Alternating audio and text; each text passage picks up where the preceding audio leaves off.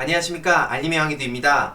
오늘 준비한 주제는 바로 나경원 씨 관련된 소식인데요. 특히 나경원 씨 아들 관련된 소식입니다. 다들 아시겠지만 나경원 아들 여러가지 혐의가 있었는데 대표적으로 제1저자 그리고 제4저자 논란이 있었죠. 그런데 최근 제1저자 관련해서 언론이 그 어떤 혐의가 없었다는 식으로 문제없다 이런 식으로 이것만 쫙 보도를 하는데 제4저자는 지금 자격 박탈당한 상황이고요. 그리고 어떻게 제1저자가 문제가 없는지 이런 의문이 아직까지 드는 상황입니다. 이 내용에 대해서 어떤 상황인지 언론이 다루지 않기 때문에 제가 다뤄봤는데요. 간략하게 요약해 보겠습니다.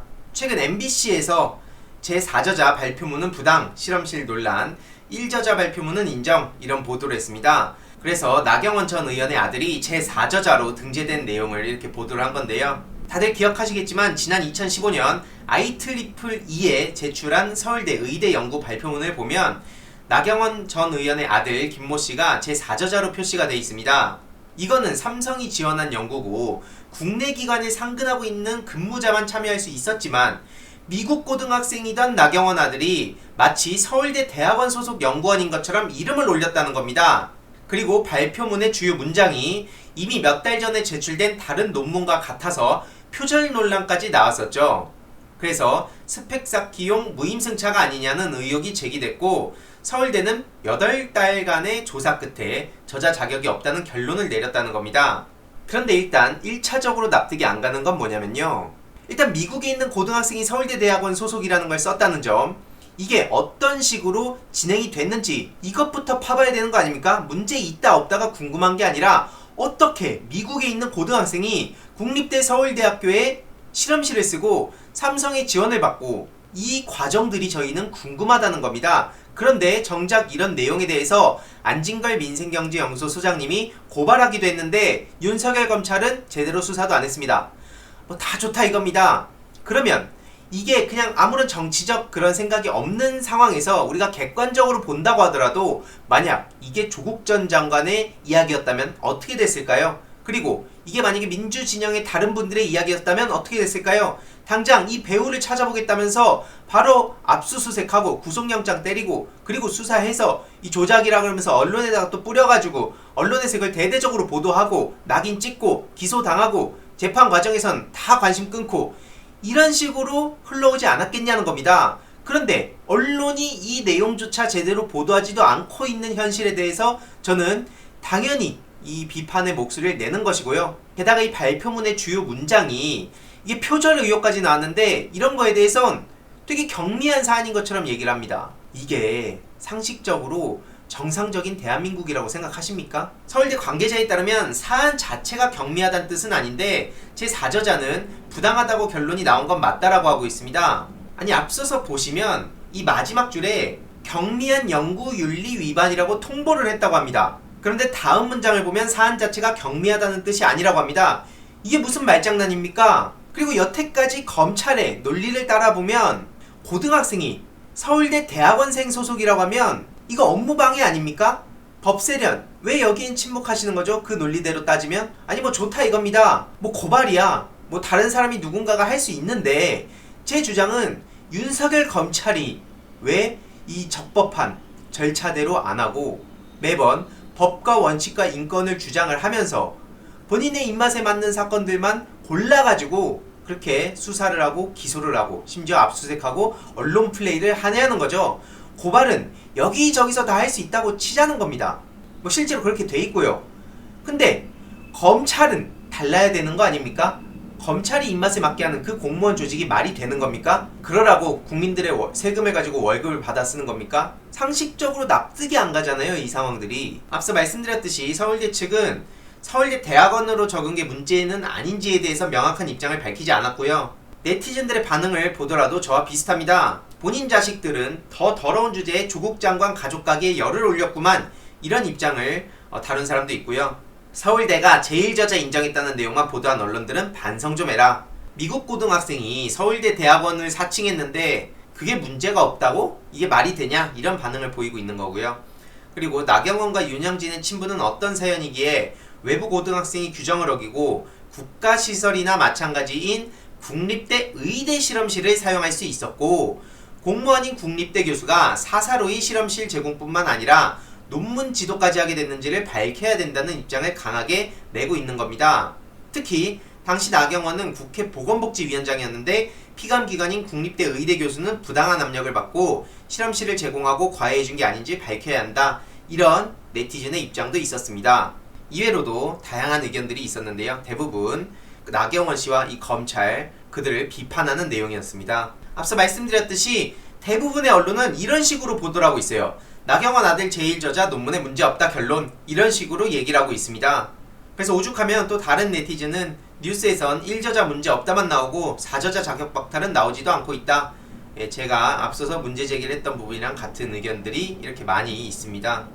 근데 과거에 이 IRB 미승인 입상 취소 가능, 이 당시 취재에 윤영진 서울대 의대 교수는 이런 말을 했습니다. 이게 엑스포인가 뭔가 나간다고 했는데 그게 고등학생이 이해할 수 있는 수준이 아니라서 한마디로 본인이 알고서 그걸 한 건 아닌 건 확실하다. 그렇지만 본인들이 아이디어를 줬다, 이런 얘기를 하고 있는데, 쉽게 말해서 나경원 아들이 이해할 수 없는 수준이라는 거를 저렇게 얘기를 한 겁니다. 그런데 이런 거에 대해서 제대로 문제 제기하는 언론사가 얼마나 있습니까? 특히 지금도 제1저자는 문제가 없다고 나왔고, 그리고 제4저자는 문제가 있다고 나왔는데 왜 제1저자 문제 없다만 대문짝만 하게 쓰냐는 거예요. 실제로 이렇게 보시다시피 나경원을 검색하면 서울대 나경원 아들 연구 발표 등재 문제 없어라는 내용 쫙 나와 있습니다. 제1저자 문제 없다만 저렇게 나오면 대부분의 정치에 관심을 가지지 않는 사람들이 어떻게 생각하겠습니까? 아, 나경원 그렇게 논란이 있다, 뭐다, 황희도 영상 100개나 만들더니 정작 나경원 제1저자 그 아들 문제 없다고 하는데 뭐지? 뭐 그렇게 넘어가는 겁니다. 이게 상식적으로 말이 되냐는 거예요. 그리고 제1저자가 저렇게 여러가지 의혹들이 있는데도 불구하고 문제가 없다라고 결론 난 것도 저는 제대로 파헤쳐 봐봐야 된다고 생각을 하는데, 일단 그건 둘째 치고 이 나경원 아들의 제4저자를 저렇게 쏙 빼놓고 제1저자 문제 없다는 걸 대문짝만 하겠으면 완전히 방향이 다른 방향으로 간다는 겁니다. 만약에 예를 들어서 나경원 아들 제4저자 자격 박탈, 이 내용이 대대적으로 조국 전 장관 그리고 윤미향 의원 그렇게 털듯이 보도를 했다면 어떤 방향으로 갔겠습니까? 야, 다른 것도 다 파봐라. 제1저자 문제 없다고? 야, 이게 말이 되냐? 이런 식으로 여론이 형성이 될 텐데, 제1저자 문제 없다 그러니까 야, 문제도 없다는 사람들 가지고 왜 자꾸 저렇게 쥐고 흔드는 거냐? 이런 식으로 일반 국민들이 생각하게 된다는 거죠. 그래서 제가 유튜브에서 나경원 씨에 대한 얘기를 다루는 거고, 뿐만 아니라 곽상도, 이해로도 미래통합당 의원들의 각종 의혹들과 언론이 외면하는 내용들을 다루는 겁니다. 그럼에도 불구하고 저한테 치우쳤다, 편파적이다, 이런 식으로 조롱하는 댓글들이 보이는데요. 아무리 그런 조롱을 해봤자 저는 이 기울어진 언론 환경 속에서 기계적 중립을 외칠 생각은 단 하나도 없다는 점 다시 한번 말씀드리겠습니다. 전혀 타격도 안 받으니까요, 굳이 에너지 쏟지 마시고 그런 에너지를 가지고 본인들이 지지하는 분들한테 가셔서 거기에 응원 댓글 남기세요. 그게 차라리 더 효율적인 시간이라는 걸 다시 한번 조언드리고 싶습니다. 이런 나경원이 조국 전 장관 그 자녀 가지고 엄청나게 조롱을 했고요. 심지어 교육자로도 수준 미달이라고 했는데, 본인에 대해서 다시 한번 돌아보는 시간을 가졌으면 좋겠습니다. 물론 가지진 않겠지만요. 결국 윤석열 검찰청장이 나경원 씨를 그렇게 맹목적으로 덮어주고 감싸주고 오히려 민주진영 인사들만 저렇게 저격하고 수사하고 언론 플레이하고 이 실체가 드러난 상황에 공수처 출범이 코앞으로 다가왔습니다. 제가 친히 시간을 들여서 공을 들여서 나경원 고발 일지를 요약을 했는데요. 이 내용도 주위에 널리 캡처해서 퍼뜨려 주시면 좋을 것 같습니다. 보시다시피 10차례 검찰에 고발당하고 경찰청과 선관위에 2차례 고발을 당했는데 정작 나경원 씨는 제대로 된 조사와 수사와 그리고 기소가 이뤄지지 않았습니다. 아직까지도요. 이제는 거의 나경원 관련된 고발이 1년이 다 돼갑니다. 1차 고발이 지금 작년 9월에 이뤄져서 1년이 다 돼가는데 여전히 제대로 된 어떤 입장이 나오고 있지 않은 상황이고요. 또 중요한 것은 지금 제가 곽상도 미래통합당 이명박 재단에 고소고발을 당한 상황이라고 말씀을 드렸습니다. 그래서 법적 대응 끝까지 저도 굴하지 않고 목소리를 낼 예정이라고 다시 한번 약속을 드리고요. 이거 관련해서 제가 이 변호사를 선임하게 될 것 같은데 추후에 이게 확정이 되면 좀 구독자분들께 도움을 요청드리려고 합니다. 제일 중요한 것은 이렇게 관심을 끊지 않고 늘 제 이야기에 귀 기울여 주시고 주위에도 진실을 널리 공유해 주시는 분들 덕분에 저도 큰 힘이 난다는 점 다시 한번 약속드리고, 이 언론이 개혁되기 전까지는 이런 관행을 바꿀 수는 없습니다. 그렇기 때문에 가장 중요한, 제가 생각하는 가장 중요한 대안은 바로 이런 소식들을 주위 SNS나 또 카카오톡 이런 걸 통해서 널리 공유해 주시고, 이런 문제의식에 같이 공감할 만한 사람들을 늘리는 깨어있는 시민의 조직을 훨씬 더 확장시키는 게 가장 지금 현실적인 대안이 아닌가라고 생각을 합니다.